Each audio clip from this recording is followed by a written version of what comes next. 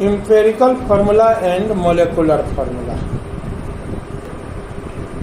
Molecular formula explain the real number of atoms in molecule, or a chemical formula explain the real number of molecules in real number of atoms in a molecules is known as molecular formula. वह सूत्र जो किसी अणु में परमाणुओं की वास्तविक संख्या को बताता है आणविक सूत्र कहलाता है। मोलेकुलर फार्मूला का हिंदी है। अब इसे समझते हैं। देखिए C2H6 का मोलेकुलर फार्मूला है। C2H6 का मतलब इस एक मॉलिक्यूल में कार्बन का 2 एटम और हाइड्रोजन का 6 एटम है, तो ये मोलेकुलर फार्मूला है। लेकिन जैसे ही हम कार्बन और हाइड्रोजन के एटम के रेशियो को दिखाते हैं, जैसे कार्बन 2 है तो हाइड्रोजन 6 है, तो कार्बन 1 होगा तो हाइड्रोजन 3 होगा, तो ये हो गया molecular formula. Real number of atom को दिखा रहा है मोलेकुलर फार्मूला, और ये हो गया एम्पिरिकल फार्मूला। क्लियर है? अब उसी तरह से आप बहुत सारे मटेरियल का देख सकते हैं, जैसे H2O2 हाइड्रोजन परऑक्साइड का मोलेकुलर फार्मूला है, और ये इसका एम्पिरिकल फार्मूला है H2O। क्लियर है? तो empirical formula, a molecular formula और a formula only explain the ratio of atoms in a molecule is known as empirical formula. अब सोचिए जरा कि एम्पिरिकल फार्मूला हम लोग निकालेंगे कैसे। अगर किसी भी कंपाउंड का उसमें शामिल एलिमेंट का परसेंटेज क्वांटिटी दिया हुआ है, तो आप बड़े ही आसानी से उसका एम्पिरिकल फार्मूला निकाल सकते हैं। जैसे if a compound contain with 20% carbon, 46.66% nitrogen, 26.66% oxygen, 6.66% of hydrogen, calculate the empirical formula of compound. अब ध्यान देंगे, सारे एलिमेंट का परसेंटेज मैंने लिख दिया। अब सोचिए जरा कि ये ग्राम में अगर वजन हो, ग्राम में मान लीजिए 100 ग्राम आप यूरिया लिए हैं, तो उसमें 20 ग्राम कार्बन निकलेगा, 26.66 ग्राम ऑक्सीजन निकलेगा, 46.66 ग्राम नाइट्रोजन निकलेगा और 6.66 ग्राम हाइड्रोजन निकलेगा ग्राम में। अब अगर आप ग्राम में इस मामला को लेकर चलते हैं ना, तो आपको ग्राम में बहुत ज्यादा आइटम निकलेगा। जैसे बात को समझिए, 18 ग्राम वाटर लेते हैं, तो इसमें 6.022 into 10⁻23 मॉलिक्यूल निकल जाता है, जो कि बहुत लार्ज नंबर है। लेकिन जैसे ही आप 18 AMU लेते हैं, 18 AMU में 1 मॉलिक्यूल हो जाता है। मोल कंसेप्ट आप लोग मेरे वीडियो में देखे होंगे या देख लीजिएगा। 18 ग्राम वाटर में 6.022 into 10⁻23 मॉलिक्यूल है, और 18 AMU में 1 मॉलिक्यूल है। तो आपने क्या देखा, जैसे ही ग्राम को AMU में बदला, एटम अपने काउंटेबल नंबर में आ जाता है, उनको हम लोग काउंट कर सकते हैं। तो हमें काम करते हैं, ये 20% को हम मान लेते हैं 20 AMU। क्या मान लेते हैं? 20 AMU। 26.66% को 26.66 AMU, 46.66% को 46.66 AMU, एंड 6.66% को 6.66 AMU मान लीजिए। अब सोचिए जरा, हाइड्रोजन के एक एटम का वजन कितना होता है? 1 AMU होता है। तो अगर हम इसमें 1 से भागा दे देंगे, तो इतना वजन में हाइड्रोजन का कितना एटम हो जाएगा? 6.66 AMU हो जाएगा, एटम हो जाएगा कि नहीं?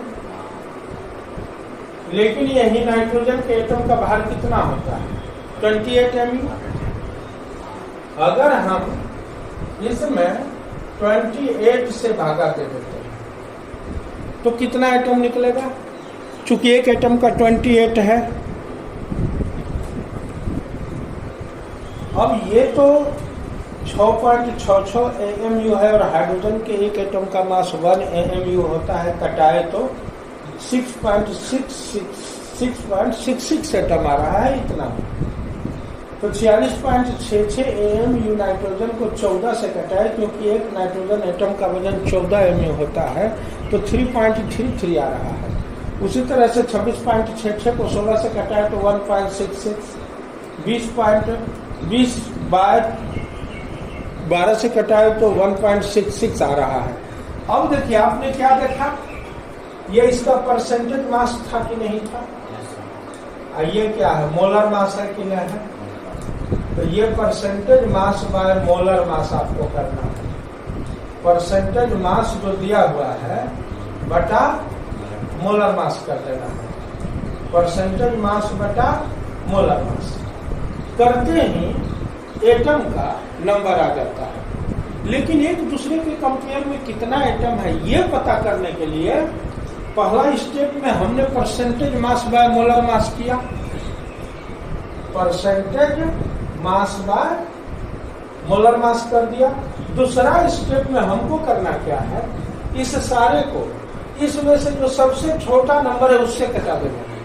जैसे इसमें सबसे छोटा नंबर है 1.66, 1.66, 1.66, 1.66 कटा दिए सबसे छोटा नंबर से। देखिए कितना आ रहा है, ये कट के आ गया 1, ये भी कट के आ गया 1, ये कट के आएगा 2 और ये कट के आएगा 4।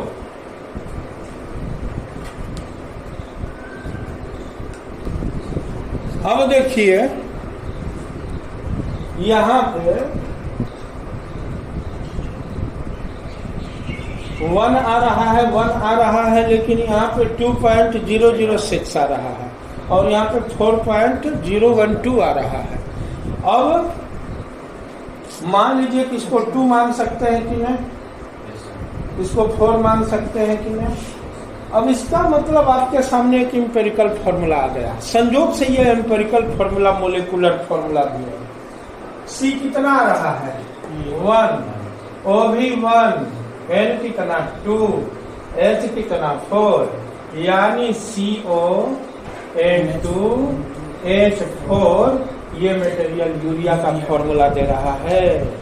तो परसेंटेज मास अगर आपको दिया हुआ हो तो परसेंटेज मास में मोलर मास से डिवाइड कर दीजिए। अब फिर जो सारे एटम का जो आ रहा है उसमें सबसे छोटा वाले से सब में डिवाइड कर दीजिए, निकल गया।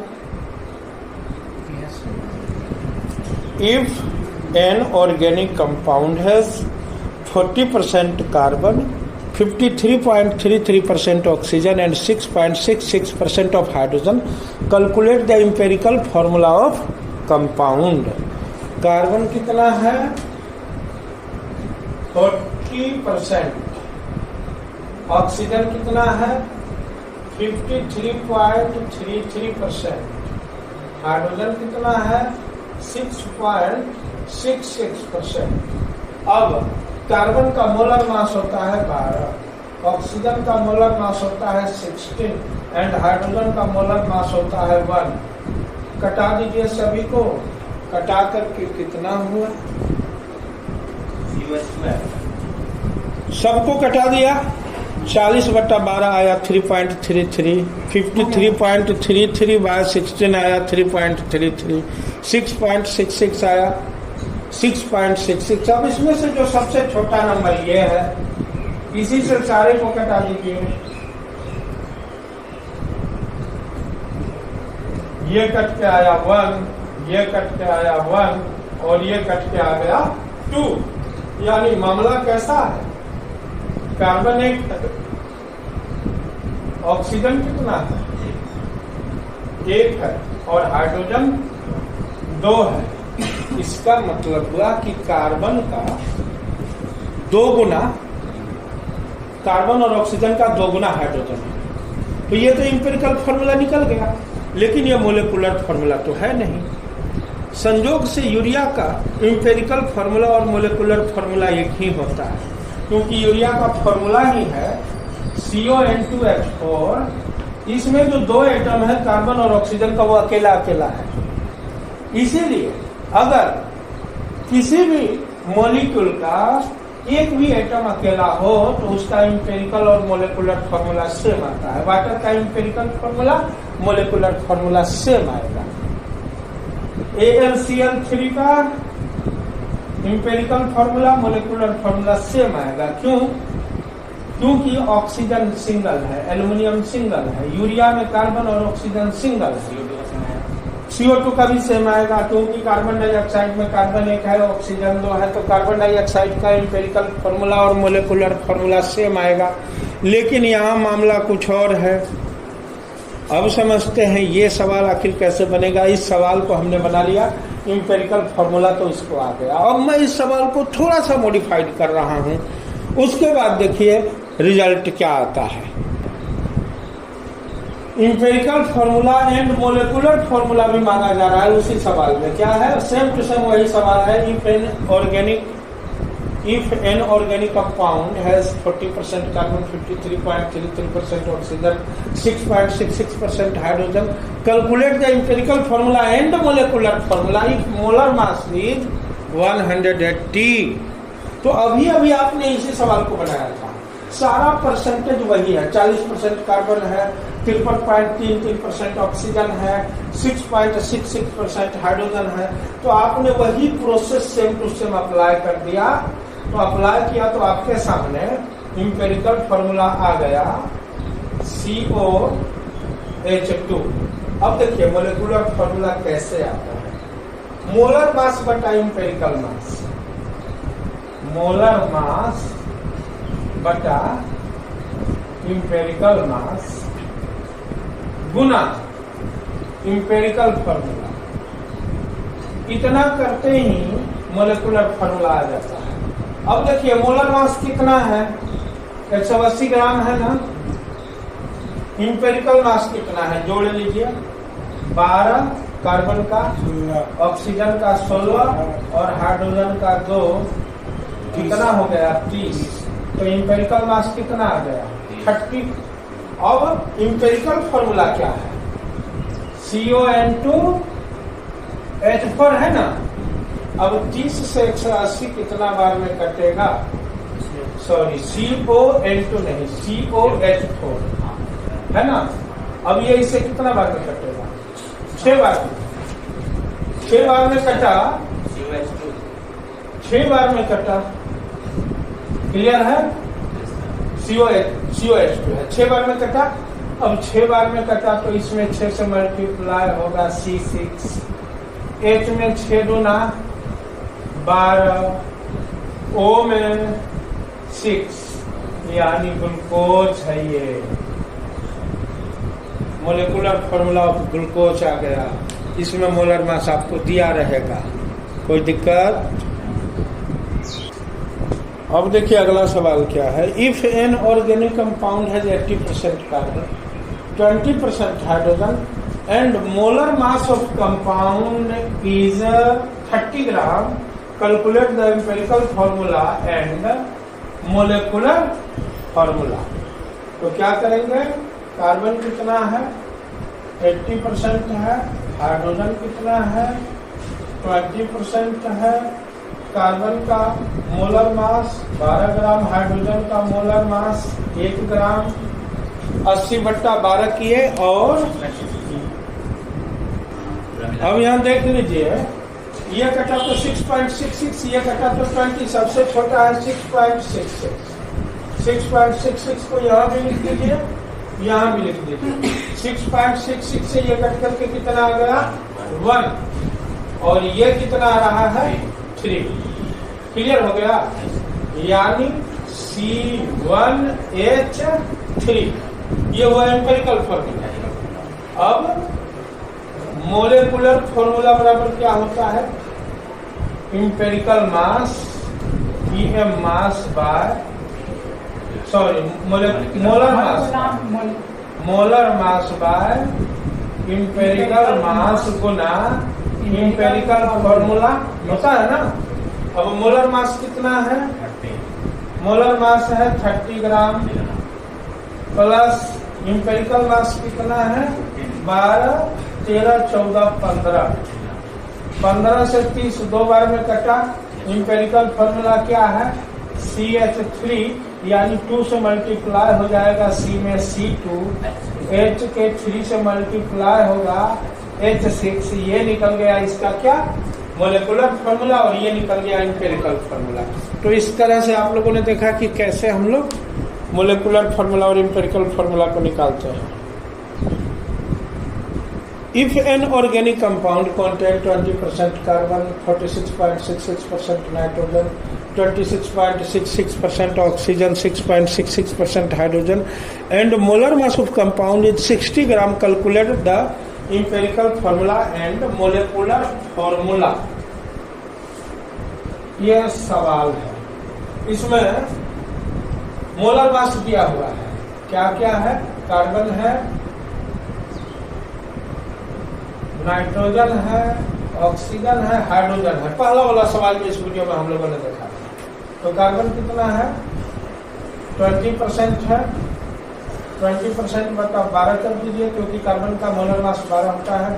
नाइट्रोजन कितना है? 46.66% बटा 14 कर दीजिए। ऑक्सीजन कितना है? 26.66% बटा 16 कर दीजिए। हाइड्रोजन कितना है? 6.66% बटा 1 कर दीजिए। सारा कट के कितना आया? पहले वीडियो में मैंने बताया था। अब देखिए ये कट के आया। अब इसमें से जो सबसे छोटा नंबर है उसी नंबर से सभी में भाग दे देंगे। तो 1.66 सबसे छोटा है, भागा दे दिए। 1.66 सभी में डिवीजन किए। ये हो गया 1, ये भी हो गया 1, ये हो गया 2.04, तो 2 ही मान लीजिए। ये कितना हो गया? 4 पॉइंट समथिंग, तो इसको 2 और 4 मान लीजिए। मान लिए। अब देखिए C 1 है, O भी 1 है, N2 है, H4। अब ये तो हुआ इसका इंपेरिकल फॉर्मूला। इसका मोलर मास कितना है? मोलर मास पहले ये जान लीजिए, इंपेरिकल फॉर्मूला है। मोलर मास बटा इंपेरिकल मास गुना इंपेरिकल फॉर्मूला। ये तो मोलर मास कितना है? 60 ग्राम है ना। इंपेरिकल मास कितना है? जोड़िए। ये भी 60 ग्राम आया, कट गया, 1 आया।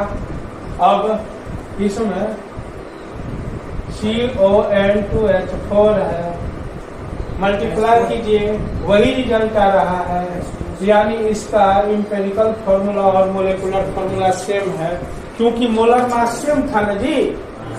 मोलर मास जितना था उतने इंपेरिकल मास आया। कैसे? कार्बन का 12, ऑक्सीजन का 16, नाइट्रोजन का 14 दूना 28 प्लस 4, जोड़िए सभी का सभी 60 ग्राम हो रहा है कि नहीं। तो 60 ग्राम से 60 ग्राम को कटा दिया तो 1 आया। 1 से CON2H4 को मल्टीप्लाई किए। कार्बन 1 है तो 1 रह गया, ऑक्सीजन 1 है तो 1 रह गया, नाइट्रोजन 2 है तो 2 रह गया, हाइड्रोजन 4 है तो 4 रह गया, तो CON2H4 आया। यानी इसका इंपेरिकल और मोलेकुलर फॉर्मूला सेम होता है।